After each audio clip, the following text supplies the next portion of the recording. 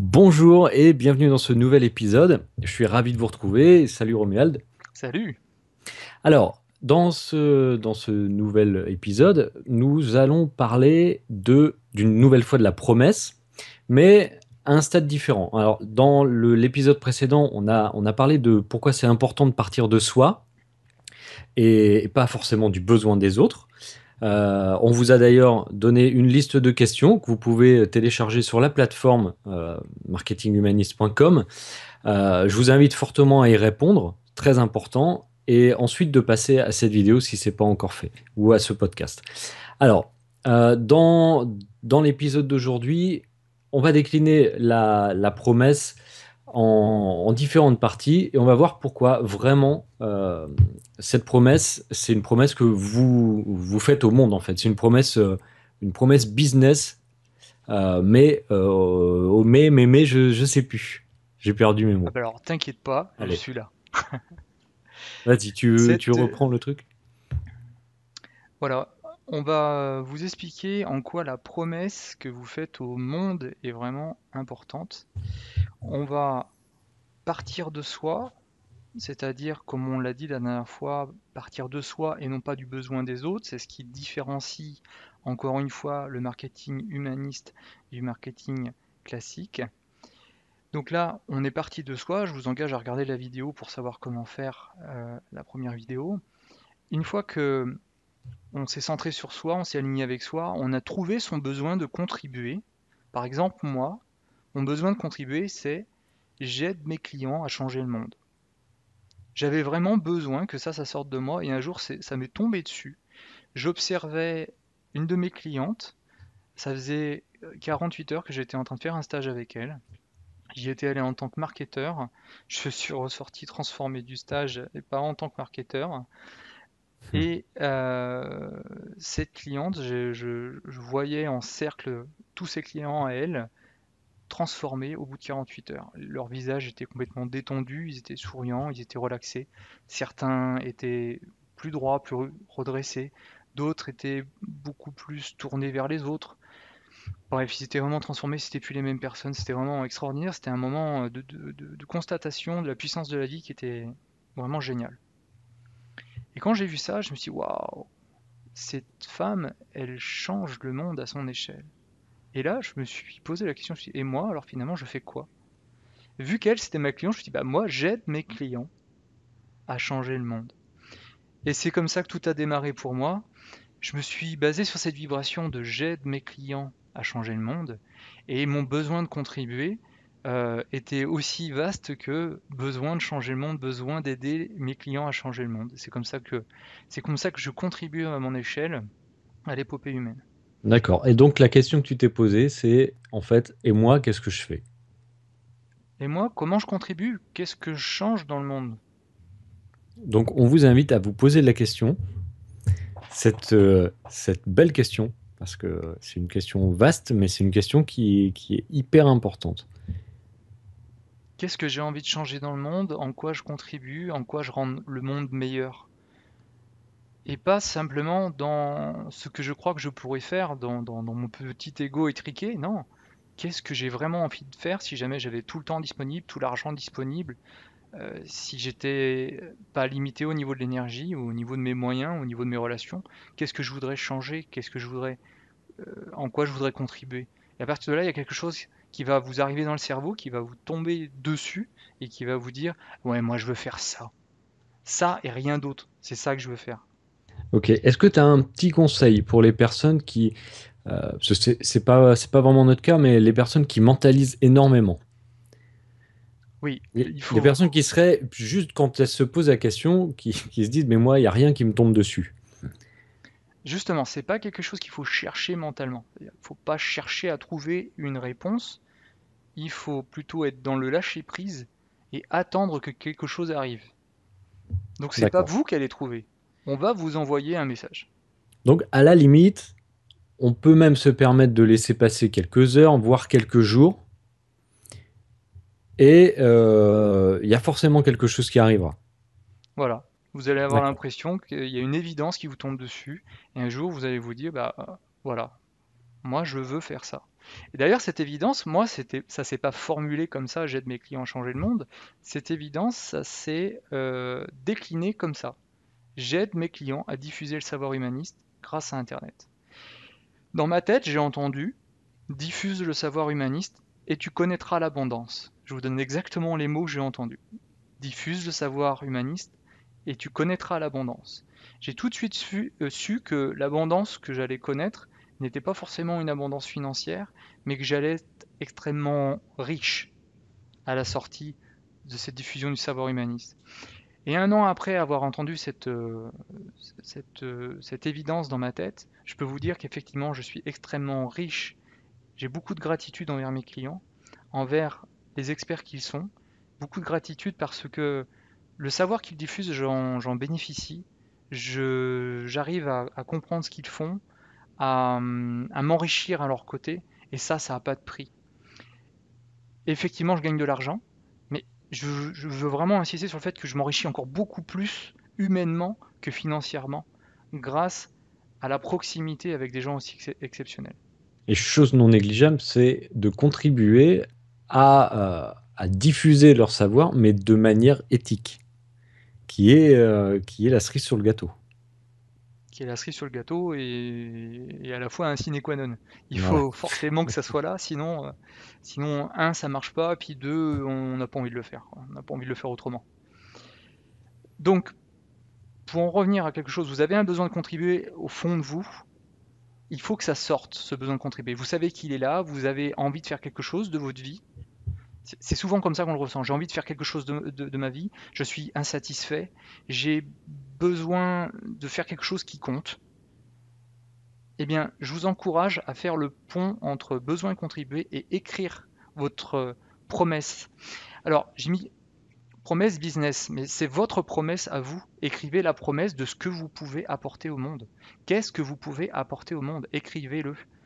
Vous pouvez, par exemple, je me souviens plus la promesse d'une de nos clientes, mais qui s'était redonner des couleurs à la vie. Ça ressemblait à Ouais. ça. Mm. Redonner des couleurs à la vie. Euh, et une fois qu'elle a dit ça, elle s'est sentie tellement bien, tellement légère, tellement envie de le faire, que tout son business est reparti. Eh bien vous c'est pareil, il faut que quelque chose vous arrive dessus. Et comment dire, vous avez ce besoin de contribuer et écrivez-le, mettez-le en mots, prenez un moment, un morceau de papier, un crayon, et écrivez ma promesse, c'est ça. Vous allez écrire une première version et vous allez vous dire, moi ma première version c'est je diffuse le savoir humaniste, je crois. Euh, eh bien, je vivrai pas complètement en adéquation avec je diffuse le savoir humaniste. Parce que moi, je voulais pas diffuser le savoir humaniste, je voulais pas être l'expert des experts, je voulais pas que le savoir humaniste passe par moi. Mhm. Moi, ce qui était le plus important, il y a quelque chose de fondamental chez moi, aider les gens, c'est très important. Donc aider mes clients, c'est quelque chose, être au service de mes clients, c'est quelque chose d'extrêmement important pour moi. Et donc, j'aide mes clients à diffuser le savoir humaniste. Alors là, tout d'un coup, quand j'ai écrit ça sur la feuille, tout d'un coup, waouh, j'ai senti que ça vibrait. Je me suis dit, ah voilà, moi, c'est ça que je fais, c'est ça que je veux faire. Et à partir de là, bah, c'est resté ma promesse, ça fait un an. D'accord. Et on en vient un petit peu à ce qu'on disait déjà dans la vidéo précédente, c'est de savoir repérer en soi quand c'est bon ou pas. Hein, des petits sentiments, là, des petits ressentis qu'on peut avoir au niveau vraiment corporel, comme un dérangement peut-être au niveau de l'estomac ou une petite compression, là, comme la gorge qui se serre, etc. Ça peut vouloir dire que c'est pas encore ça, que c'est pas assez fluide, que ça coule pas. Donc, essayer de bien repérer ça, ça peut vraiment vous aider à savoir si c'est bon ou pas. Mais c'est vrai qu'il y a des personnes encore qui, au bout d'un an, 2 ans, bah, changent encore un petit peu leurs promesses parce que elles s'alignent au fur et à mesure. Tout seul, c'est toujours difficile de faire ce chemin. Absolument. Et c'est complètement normal de changer sa promesse régulièrement. Il y a des gens qui évoluent très très vite ou dont le contexte évolue très très très vite. Et donc la promesse doit s'adapter à la réalité du monde et la réalité de ce que je suis. Mais changer deux promesses tous les 4 matins, c'est pas bon non plus, parce que vous allez bien voir, et c'est pour ça qu'on l'appelle promesse business, c'est que vous ancrez dans la matière en l'écrivant sur un bout de papier votre promesse, et ensuite vous la figez pour un certain temps pour pouvoir en faire quelque chose au niveau du business. Au niveau de votre activité professionnelle, celle qui va vous ramener de l'argent, de l'abondance, des collègues, des amis, des partenaires, des rencontres extraordinaires. Mais si vous figez pas suffisamment longtemps cette promesse, bah, vous arrivera à rien. Donc faut éviter de la changer tous les 4 matins aussi. D'accord. Et du coup, on pourrait peut-être conseiller une fois qu'on l'a écrite, de la garder près de soi, de l'afficher dans son bureau, ou de la garder à un endroit où on peut la voir tous les jours ou plusieurs fois par jour. Absolument. Alors cette promesse, mieux que ça, effectivement, on peut la voir un peu partout, mais cette promesse, vous allez la mettre sur votre carte de visite, vous allez la mettre en dessous de tous vos mails, dans la signature de tous vos mails, vous allez la mettre. Vous allez mettre cette promesse sur votre page Facebook, sur votre site internet. En fait, cette promesse, elle doit être partout. Et justement, c'est comme ça qu'on fait vibrer la promesse. Et plus il y a de gens qui vont lire cette promesse, plus vous allez rencontrer les gens qui sont alignés avec cette promesse, plus vous aurez des clients idéaux qui vont venir, des gens qui vous comprennent instinctivement, et plus les choses vont être faciles pour vous en fait. Donc n'hésitez pas à répandre votre promesse, il faut la diffuser, il faut l'écrire partout. Voilà, c'est très important de la diffuser. C'est comme ça qu'on devient magnétique. C'est comme ça qu'on devient magnétique. Ok, Exactement. bah, très bien. Donc après, cette promesse, on peut encore la décliner et c'est nécessaire encore de la décliner. Exactement. En fait, une fois qu'on a cette promesse qui est l'interface entre ce que je suis et mon business, c'est pour ça que c'est la promesse business, c'est la promesse de tout le business dans l'ensemble en fait. Eh ben, on peut la décliner en promesse produit, c'est-à-dire produit par produit. Par exemple, moi j'ai une promesse coaching. En coaching, je réaligne mes clients avec ce qu'ils ont de mieux à offrir à l'humanité. Voilà. Donc ça, c'est ce que je fais quand je fais un coaching. Je réaligne mes clients avec ce qu'ils ont de mieux à offrir à l'humanité. Euh, donc vous avez une promesse générale qui est la promesse business. Et puis si vous avez 10 produits, bah, vous allez avoir 10 sous-promesses, une par produit. Et c'est là que ça devient très intéressant, c'est que après, si on décline, vous avez le marketing et la pédagogie. Dans la promesse produit, mettons que votre promesse, ça soit euh, j'aide mes clients à sortir de la dépression. Si votre promesse c'est j'aide mes clients à sortir de la dépression, vous avez tout votre marketing et toute votre pédagogie, c'est-à-dire comment vous allez enseigner aux gens qui vont s'aligner avec ça. Votre marketing entier va dire j'aide mes clients à sortir de la dépression. Tous vos tunnels de vente, toutes vos pages de vente, tous vos mails vont parler de j'aide mes clients à sortir de la dépression. Donc c'est très important de bien choisir sa promesse produit. Parce que si jamais ce que vous voulez faire c'est j'aide mes clients à être heureux, ce n'est pas la même chose que j'aide mes clients à sortir de la dépression. On est d'accord. Et C'est pas du tout la même énergie, hein. c'est pas du tout la même énergie, c'est pas la même vibration que vous envoyez, et c'est pas la même chose que vous avez envie de faire au quotidien. Vous n'allez pas attirer les mêmes personnes. Si vous dites j'aide mes clients à sortir des dépressions, vous allez avoir tous les dépressifs du monde qui vont venir vous voir. Si vous dites j'aide mes clients à être heureux, vous allez avoir ceux qui ont décidé d'être heureux et de ne plus se complaire dans leur état dépressif et qui ont décidé d'être heureux, et vous allez avoir ces gens-là. Vous Donc allez on change notamment sa propre énergie, donc dans tout le marketing, etc. Mais aussi on attire à nous en faisant ça vraiment des cibles totalement différentes, des personnes vraiment totalement différentes avec une autre énergie aussi. Donc ça peut littéralement changer un business du tout au tout. complètement. Si vous avez deux promesses différentes, vous avez deux business différents, deux produits différents, deux marketing différents, donc deux types de clientèle différents. Enfin, tout tout change. C'est très très très très très important d'être aligné avec sa promesse business et ses promesses produits. Il faut que tout reste aligné. La promesse produit doit être alignée avec la promesse business. La promesse business doit être alignée avec votre besoin de contribuer. Et votre besoin de contribuer, évidemment, est aligné avec vous. Et tout ça doit rester en alignement. Sinon, au bout d'un moment, il y a une souffrance qui se crée. Et plus on est désaligné, plus on souffre, plus on devient réticent, plus ça devient difficile. Et ça, c'est un manque d'alignement. C'est la cause d'un manque d'alignement. Ok, ok. Dernière chose qu'il va avoir, donc il y a la déclinaison produit, on décline les promesses produits, mais il y a aussi les déclinaisons en stratégie. Donc la promesse business, sans rentrer dans les produits, va impacter la stratégie globale, la stratégie de communication et aussi la stratégie commerciale. Alors, on va pas rentrer dans les détails de cette déclinaison en stratégie, hein. C'est vraiment quelque chose de très spécifique qui va être bien sûr très conditionné, bah, entièrement conditionné par votre promesse. Euh, c'est quelque chose qui peut se faire plutôt en accompagnement. Enfin, en tout cas, ça nécessite de discuter autour de cette fameuse promesse et ça se fait, c'est du sur-mesure, quoi, la déclinaison en stratégie.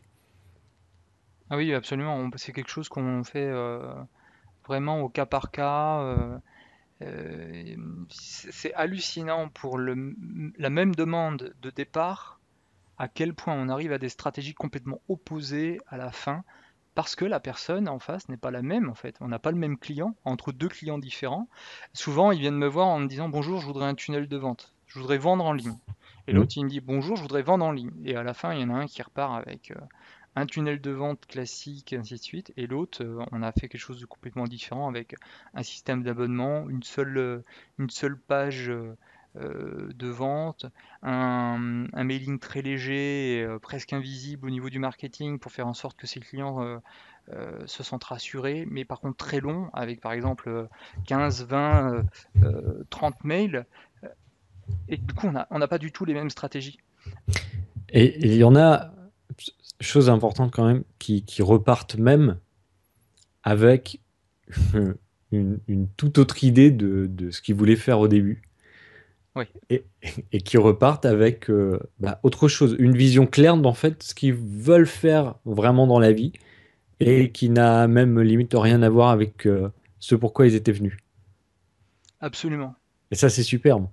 Ah oui, c'est absolument génial. Il y a 10 jours, j'ai donné un coaching à quelqu'un et cette personne venait me voir parce qu'elle voulait vendre en ligne. On a parlé, on a parlé. Au bout d'une heure, elle s'est rendue compte que finalement, ce qu'elle voulait faire, c'était monter une fondation humaniste pour aider les gens en Afrique, pour continuer l'œuvre de sa mère qui avait aidé des centaines et des milliers de gens pendant toute sa vie. Et sa fille voulait prendre le relais. Et elle s'est dit, moi, c'est ça que je veux faire. Je lui ai dit, écoute, si c'est ça que tu veux faire, je vois pas pourquoi moi je t'aiderais à faire autre chose. Donc du coup, Voilà. Donc ça, c'est du pur marketing humaniste. ouais, Et c'est sûr. c'est vraiment top.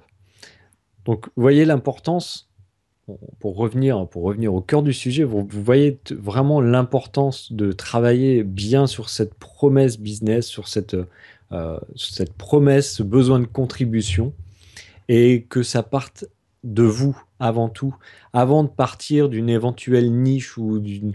voilà, hein, comme on en a entendu beaucoup parler, on en entend encore parler, mais euh, bien que ce soit possible, que ça fonctionne, hein, évidemment, pour beaucoup de personnes, mais avant tout, si vous voulez un business qui vous ressemble, un business qui vous donne envie de vous lever tous les matins, qui vous donne la pêche, etc., il faut que celui-ci soit vraiment aligné avec qui vous êtes, avec votre besoin de contribuer.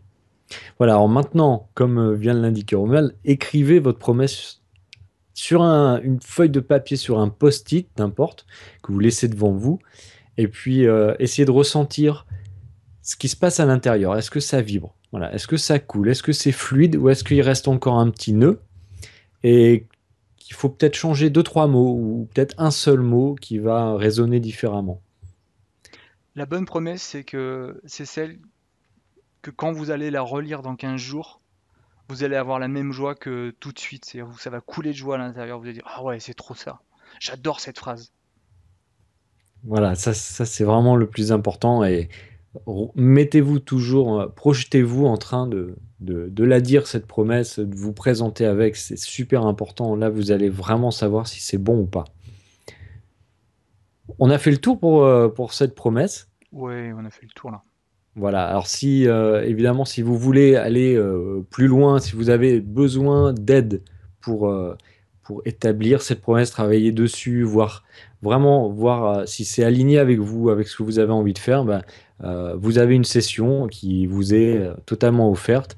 N'hésitez pas à remplir le formulaire, à voir un petit peu si c'est quelque chose qui vous intéresse et ben, n'oubliez pas de reprendre ce que vous avez vu dans les questions de la vidéo dernière, hein, de la vidéo précédente. Si c'est pas fait, remplissez ça et puis écrivez cette promesse et regardez si ça vibre. Je vous dis à très vite. Salut Romuald, Salut, à à bientôt. bientôt.